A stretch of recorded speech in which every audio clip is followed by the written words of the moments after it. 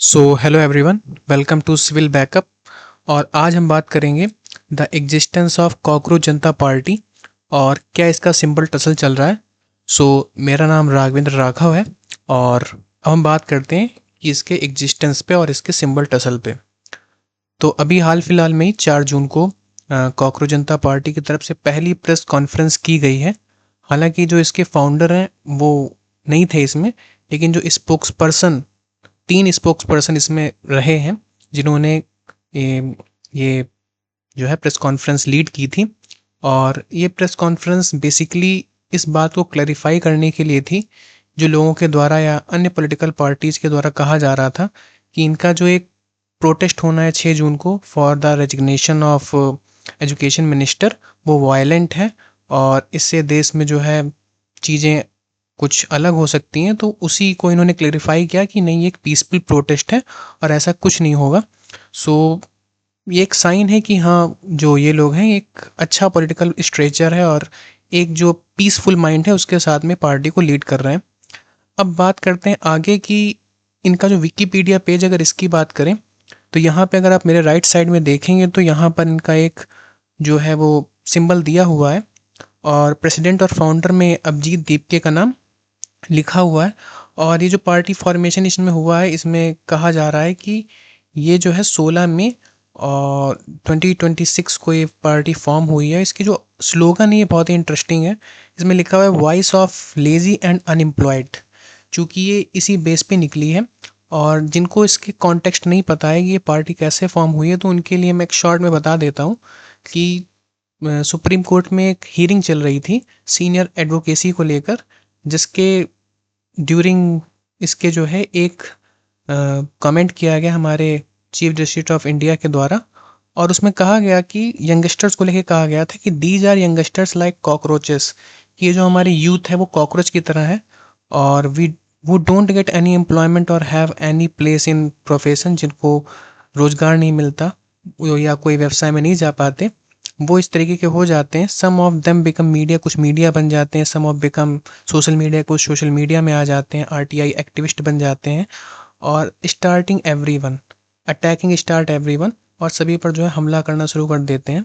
तो ये उनका कमेंट था, जिसके अगेंस्ट में या जिसके रिस्पॉन्स में ही ये एक पॉलिटिकल पार्टी बन के उभरी।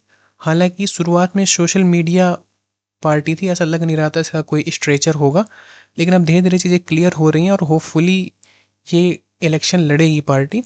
लेकिन देखते हैं आगे क्या होता है। For the current time the status is कि ये ईसीआई में रजिस्टर्ड नहीं है अभी पार्टी। हालांकि ऐसा कहा जा रहा है कि कुछ लॉयर्स जो हैं इन्होंने इसके रजिस्ट्रेशन के लिए प्रोसेस स्टार्ट कर दिया है। और हम ये जान लेते हैं कि किसी भी पार्टी को अगर इंडिया में रजिस्टर होना है एज अ पॉलिटिकल, तो क्या उसके लिए कंडीशंस हैं, रेगुलेशंस हैं। फर्स्ट ऑफ ऑल, सबसे पहले तो ये कि उनको पार्टी फॉर्मेशन के 30 दिनों के अंदर अंदर एक एप्लीकेशन सबमिट करनी होती है ईसीआई में, under section 29A of representation of peoples act 1951। दूसरा ये कि मेंबरशिप, कि उनके पास कम से कम एटलीस्ट 100 मेंबर्स होने चाहिए, वो रजिस्टर्ड वोटर्स होने चाहिए, किसी भी और पार्टी के साथ में अफिलिएटेड नहीं होने चाहिए, और उन सभी की जो एज है एटलीस्ट 18 ईयर्स या उससे अबव होनी चाहिए। पार्टी कॉन्स्टिट्यूशन की बात करें तो उनका खुद का कॉन्स्टिट्यूशन होना चाहिए, एक रूल बुक होनी चाहिए, जिसके अकॉर्डिंग जो है वो अपनी पार्टी का जो है कॉन्स्टिट्यूशन वो फॉर्म कर सकें। और जो उसका प्रिंसिपल होना चाहिए वो सोशलिज्म, सेकुलरिज्म और डेमोक्रेसी पे बेस्ड होना चाहिए। फ़ीस की बात करें तो एक प्रोसेसिंग फ़ी भी देनी होती है 10,000 रुपीज़ की, जो कि नॉन रिफंडेबल होती है। और एक डिक्लेरेशन भी देना होता है पार्टी को कि जो उसके इंटरनली वो डेमोक्रेटिक होगी और देश का जो कॉन्स्टिट्यूशन उसको फॉलो करेगी। इसके अलावा भी 2-3 पॉइंट्स हैं, जैसे कि पब्लिक नोटिस देना कि किसी भी 2 नेशनल न्यूज़पेपर्स और 2 जो सिटी के न्यूज़पेपर हैं उनमें ये नोटिफिकेशन देना कि यस, कि ये पार्टी फॉर्म हो रही है, ताकि अगर किसी को इसमें कोई आपत्ति हो तो उस पर वो 30 दिनों के अंदर अपील कर सके। तो ये कुछ पॉइंट्स हैं इसको लेकर के। अब सिंबल टसल की बात करते हैं, तो उससे पहले आप थोड़ा सा इसका बैकग्राउंड जान लीजिए कि किसी हमारे देश में पॉलिटिकल पार्टीज़ को 2 टाइप के सिंबल होते हैं, एक रिजर्व्ड और दूसरे फ्री। जो रिजर्व सिंबल्स होते हैं वो बड़ी बड़ी political parties like BJP, Congress, SP, BSP, आप इन सबको मिलते हैं। और जो फ्री वाले होते हैं वो ईसीआई के पास होते हैं, ये मोर देन 100 होते हैं जो निर्दलीय होते हैं या जो न्यूली पार्टीज फॉर्म होती हैं उनके लिए रखे जाते हैं। अब यहाँ पे टसल क्या आ रहा है? टसल ये आ रहा है कि इलेक्शन कमीशन ऑफ इंडिया का एक ऑर्डर है 1968 का, जिसमें साफ साफ कहा गया है कि कोई भी जो नया सिंबल है should not resemble a bird और एनिमल, यानी कि वो जो उनका सिंबल होगा वो किसी भी बर्ड या एनिमल के जैसा नहीं होना चाहिए। और जो सीजीपी की सबसे बड़ी दिक्कत आने वाली है या आएगी वो यही है कि इसका खुद का जो साइन है वो कॉकरोच है, और जो इसका राइज हुआ था वो भी इसी कंट्रोवर्सी से जुड़ा हुआ है, तो इसको बदलना भी थोड़ा सा दिक्कत आ सकती है। बट होपफुली एक जो रिलीफ की बात ये है कि टोटली डिपेंड करता है इलेक्शन कमीशन ऑफ इंडिया पे कि वो कॉकरोच को एज ए एनिमल कंसीडर करती है या नहीं करती है।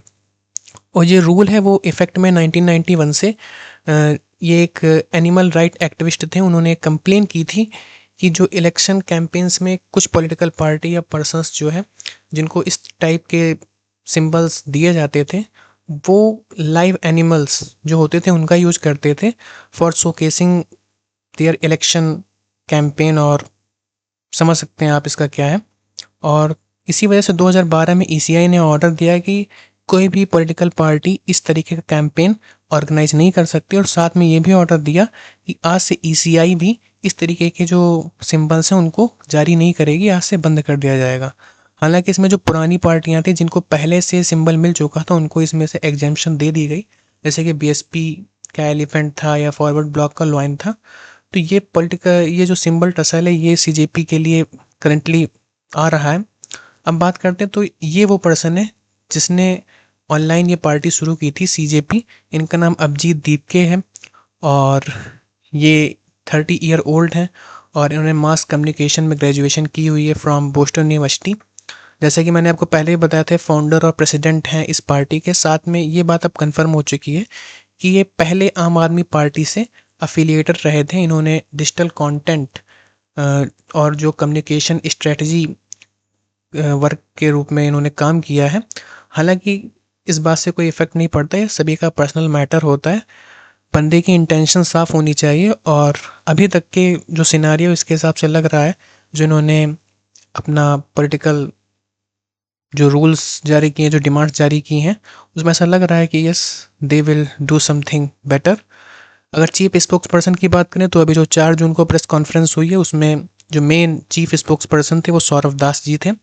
अदर की स्पोक्स पर्सन की बात करें तो विजेता दहिया और आशुतोष रांगा इन्होंने रिप्रेजेंट किया था।